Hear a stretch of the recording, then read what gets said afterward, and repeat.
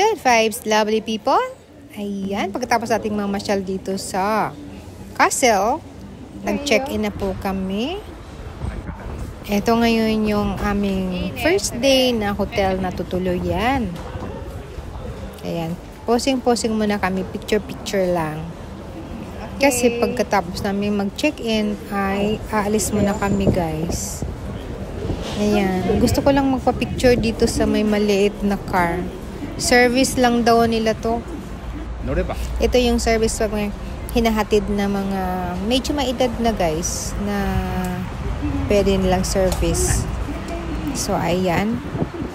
At ito yung tinutuluyan natin. Ayan. Sa Hyatt Hotel ito sa Okinawa. Ayan. Napakaganda niya.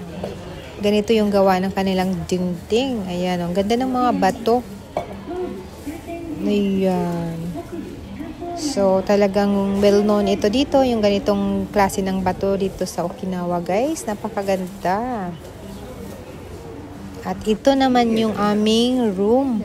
Para lang kami may matuluyan for tonight. O, diba? So, pagkatapos namin dito, iikot-ikot muna kami pagkatapos namin umikot. Ayan, ikot time. Papa chicken dati. Pagkatapos namin umikot dito. Papa chicken. Body, close.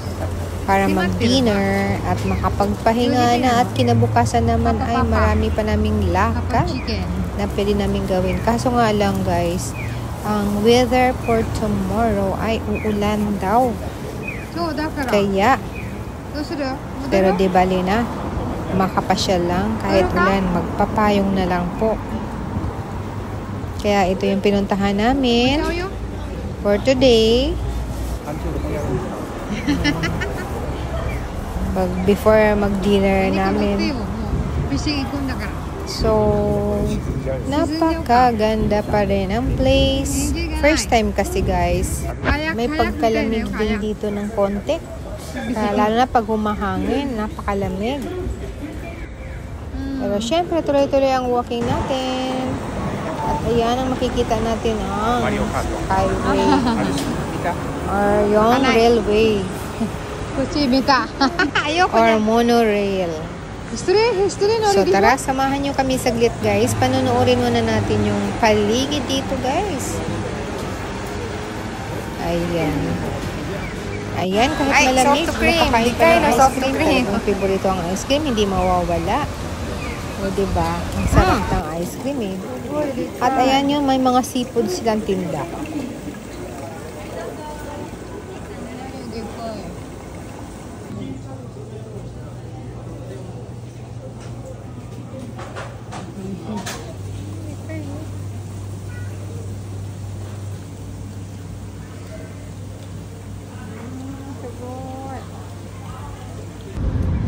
Nakabalik na kami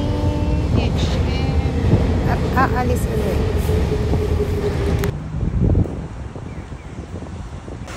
Ayan, aalis ulit kami, guys, para mag-dinner. Diretso na kami doon sa pupuntahan naming dinner. Ayan. Hindi na natin kukuhanan yung dinner natin. At bumalik na kami sa hotel at tutulog na. At kinabukasan, ito naman yung agahan namin. Ayan, buffet style, guys. Tsaka pwede kang gumawa ng sarili mong hamburger. Pag ikaw ay mamimili lang ng mga ingredients. O, diba? Ang sarap. Yan, gawa ni Habi. O, diba? Hamburger. Pagkaagahan namin, check out naman kami agad, guys, para na makaalis na kami. Pero syempre, tapusin muna namin yung pagkakain namin. O, diba? Yan, sarap na pagkagawa ng hamburger ni Habi. Sarili niyang ano lang. At saka may step dito, guys, so kung paano gagawa ng hamburger. Kumuha ka lang ng mga naka-hilera doon na pagkain sa ano, sa buffet. O, diba? So, bago ang lahat, pagkatapos, picture-picture muna pagkakain. O, diba? Kami ng aking biyenan. Picture muna kami, pumesto muna kami. O, diba? Ang saya. So, check out time na guys. At aalis na uli kami. Magta-travel na uli kami. Kami ay pupunta doon sa American Village dito sa Okinawa. May American Village kasi dito na talagang mukhang American style ang lugar. Kasi dito talaga yung base military noon ng Okinawa. Hindi natin alam kung anong mga istorya. So talagang meron mga American style dito. O, diba? Ganyan. May village dito na as in. Well known din siya. Pinupuntahan ng mga maraming tao. Talagang grabe, ayan. Kahit maulan. Totoo yung weather guys. Uulan today. Kaya maulan, nagpapayong kami. Takbo-takbo. Kasi maulan. Pero ayan, hindi pa gaanong malakas. Pwede pang hindi magpayong. Pero mula sa car, nagpayong kami. Ayan. American Depot. So, ito ganito. Hindi ko alam kung anong nabili namin dito. Ay, nakabili ako ng parang jacket na may hood. Ayan, American style. Ganon din si Abby. May mga t-shirt siyang binili. The rest, nanonood-nood na lang kami. Ikot-ikot na lang para iniintay na lang namin yung lunch time. So, dito kami gustong mag-lunch sa lugar na to. So, napili namin yung kilala naming restaurant na Hawaiian style. So, pero iikot muna bago tayo mag-lunch. O, diba? Kaya napakagandang place. Pag first time mo kasing puntahan ang lugar, so mamamangha ka talaga, diba? Dahil first time mong nakita. Ayan. Picture din sa sarili. Kuha na ng picture ang sarili. Ay. Ito yung American na village. Marami kang mabibili dito. Pag nagustuhan mo. Pamili-mili lang. Ikot-ikot. Ayan. Favorito kasi ng asawa ko about American style talaga. Kaya umikot kami dito.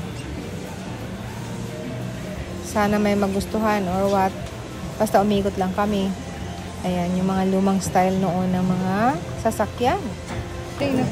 Oh, diba? Mas kahit ngayon, meron yata parang vintage ang style. Oh, diba? Ganda-ganda. So, parang feeling mo wala ka sa Japan. Nasa Amerika ka.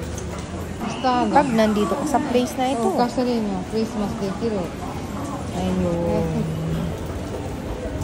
O, diba? Parang may moment park pa nga ang dating eh. Colorful. Oh. So, panoorin na lang natin guys paano yung mga dinadaanan namin guys. Medyo umuulan na talaga. Yan, payong blues na talaga ang mangyayari. Kaya nahirapan akong kumuha ng video. Umuulan. Oh my God. So, napakaganda niya. Yan, colorful ang mga building. Yan, nakapayong na po kami. Yung blues. Pero ganun pa man, kumukuha pa naman ng video. Kahit Pasyal-pasyal. inuulan na po. Ayun. Para lang kasi sayang naman, diba? At least kahit paano nakakuha ako ng video dito sa pinuntahan namin sa Okinawa. Ang pangalawang araw namin dito sa Bura-bura Okinawa.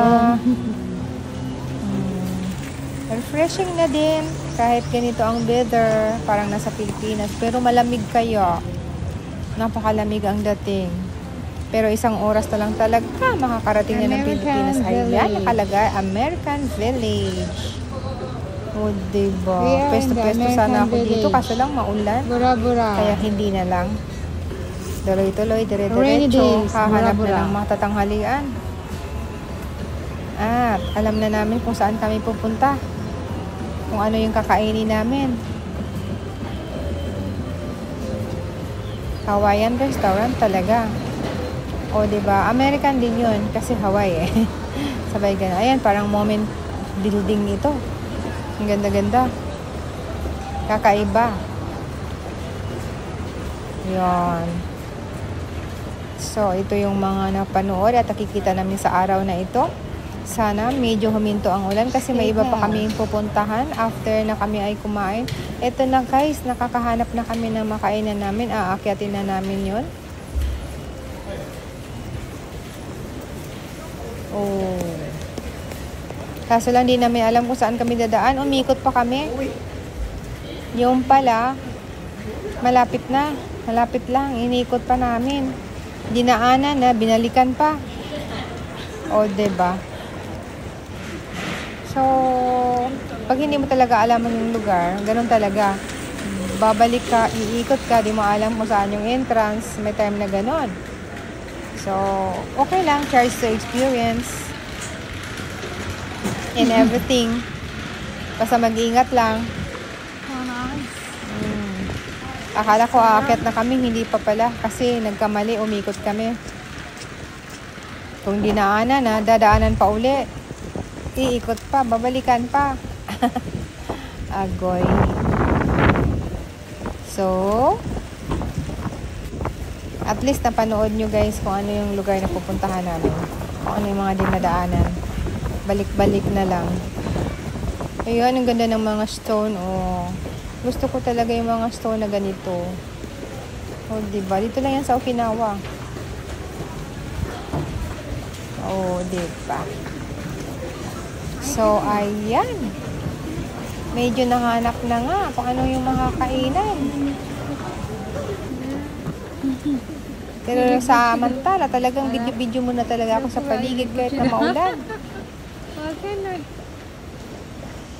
Wala pa talaga. Asa na kami umikot? Ito na pala, aakyatin na namin. Ang hirap naman kasing hanapin. Asa na yun? Ayun ang pinto dun. Yan, Hawaiian Pancake Cafe. Dito kami papasok. Aakyatin kasi siya kaya hindi alam kung anong entrance. Sa Konas Cafe ito guys. Konas na madalas din naming puntahan pag nandito kami nandyan kami sa ibang lugar. Nakailang punta na rin kami ng ganito. May hobby. So, thanks for watching. Hanggang dito na lang. Abangan ang aming kakainin dito. Hahaba na tayo. So, see you guys. American Bye. Village yan, Everyone. I love you all. Thanks for watching. Bye-bye.